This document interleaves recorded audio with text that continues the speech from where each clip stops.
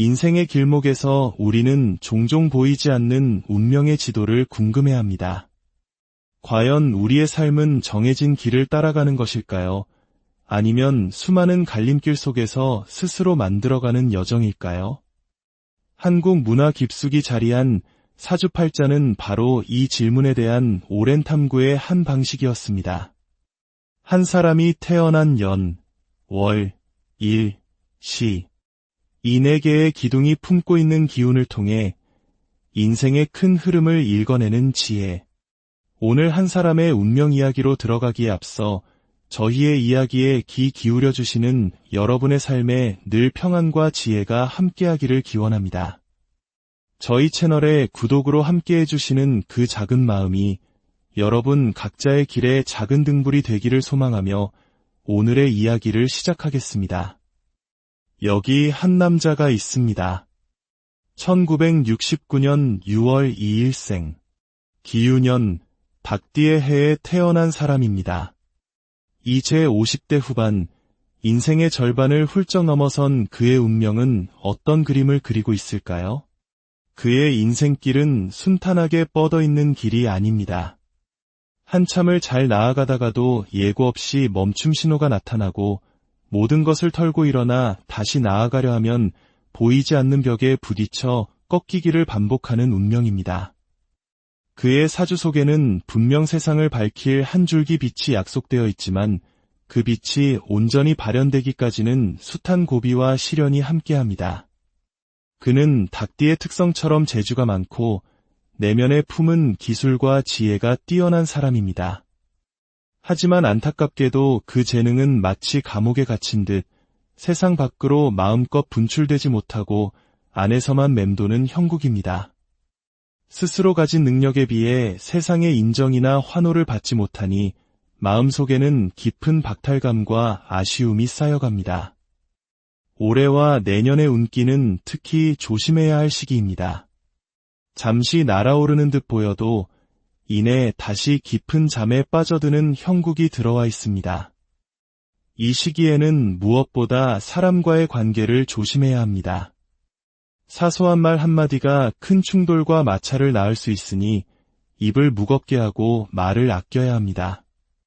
자칫 잘못하면 지금껏 쌓아온 자리마저 위태로워지고 가지고 있던 것을 잃거나 쪼개지는 아픔을 겪을 수 있습니다. 본래 그의 사주에는 학자의 머리와 높은 관직에 오를 감투의 기운이 있습니다. 가문 대대로 명예를 중시했을 법한 집안에서 태어나 한때는 하늘 높은 줄 모르고 솟아오를 기회가 분명히 있었습니다. 그리고 앞으로도 다시 한번 시대의 변화와 귀인의 도움을 만나 날개를 펴고 하늘을 찌르듯이 비상할 기운이 언젠가는 찾아올 것입니다. 하지만 지금은 때가 아닙니다. 과거에 좋았던 운의 흐름은 이미 한 차례 지나갔고 지금은 다시 무언가를 시작하려 해도 사주의 기운이 받쳐주지 않는 시기입니다. 이럴 때 무리하게 나아가면 모든 것이 부서지고 깨지는 파괴의 기운과 실패의 쓴맛을 보게 될 수 있습니다. 그렇다면 그는 사람들을 이끄는 지도자의 그릇일까요? 그의 내면에는 흥이 많습니다. 단순히 유흥을 즐기는 흥이 아니라 사람들을 끌어당기는 매력과 에너지가 있습니다. 그러나 동시에 자신만의 색깔을 깊이 감추고 좀처럼 속을 드러내지 않는 고집스러운 면모도 함께 가지고 있습니다. 이러한 이중적인 모습이 사람들과의 관계에서 자꾸만 부딪히고 충돌을 일으킵니다. 그의 운명은 본래 우두머리가 아닌 우두머리가 되어야 하는, 즉 최고 권력자의 자리보다는 그를 보좌하며 실질적인 힘을 발휘해야 하는 자리에서 빛을 발하도록 되어 있습니다. 진정한 그의 시간은 아직 오지 않았습니다. 57세, 58세, 59세를 지나 60대 초반에 이르러서야 비로소 그의 사주에 약속된 운명의 흐름을 타게 될 것입니다. 그때가 되면 잃었던 명예를 되찾고 자신의 자리를 굳건히 하여 안정된 삶을 누리게 될 것입니다. 하지만 지금은 그저 잠시 멈춰서서 기다려야 하는 인생의 브레이크 타임입니다. 지난 몇 년간 그는 몸과 마음이 모두 힘든 시기를 보냈을 것입니다. 앞으로도 몇 년은 더 조심하며 세월을 보내야 합니다. 특히 건강을 조심해야 합니다. 태어날 때부터 큰 고비를 한번 넘겼을 사주이기에 사고나 골절 같은 갑작스러운 아픔이 찾아올 수 있습니다. 또한 가정에도 근심이 깃들 수 있으니 가족들을 잘 보살펴야 합니다. 운이 좋지 않을 때는 스스로를 낮추고 주변을 살피며 나아가야 합니다. 내가 하는 말이 모두 옳고 바른 말이라 할지라도 마른 스펀지가 물을 빨아들이지 못하듯 상대방이 받아들이지 않으면 그 말은 의미 없는 메아리가 될 뿐입니다. 넘치는 흥을 자제하고 자신만의 색깔을 드러내기보다는 내면의 잠재력을 조용히 키우며 때를 기다리는 지혜가 필요합니다. 그의 그릇은 과연 수많은 사람을 품을 수 있을 만큼 클까요? 안타깝게도 그는 큰 바다를 항해하는 거대한 배가 되기보다는 잔잔한 강가에서 유유히 떠다니는 배의 운명에 가깝습니다. 겉으로는 화려하고 그럴듯해 보이지만 그 속은 실속이 없는 빛 좋은 개살구와 같은 면모가 있습니다. 자신의 목적을 이루기 위해 겉으로는 달콤한 말을 하지만 정작 내실은 부족하여 빈 깡통이 요란하다는 평을 들을 수 있습니다. 그가 가진 학문적 깊이나 지혜가 최고 수준에 이른 것은 아닙니다. 중간 정도의 위치에서 자신의 역할을 해나가는 운명입니다.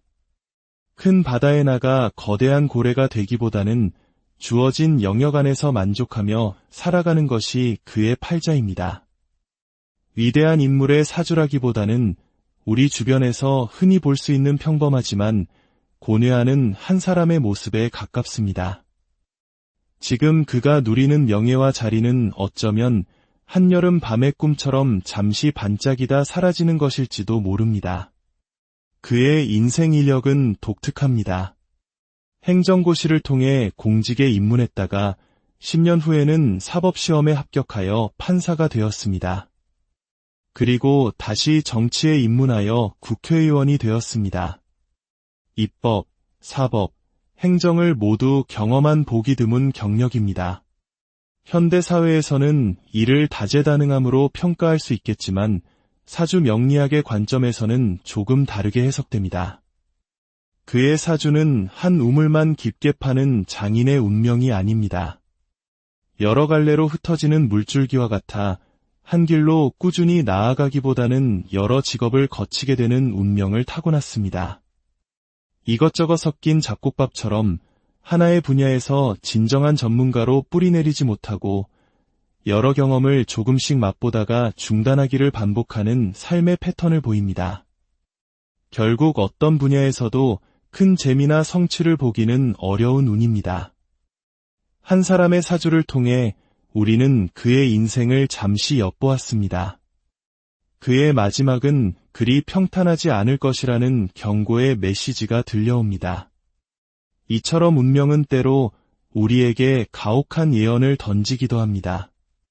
정해진 운명을 믿든 스스로의 의지로 길을 개척하든 한 사람의 인생 이야기는 우리에게 늘 깊은 생각거리를 안겨줍니다.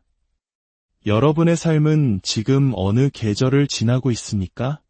부디 환절기 건강 유의하시고 여러분의 모든 날들이 평안하시기를 진심으로 기원합니다.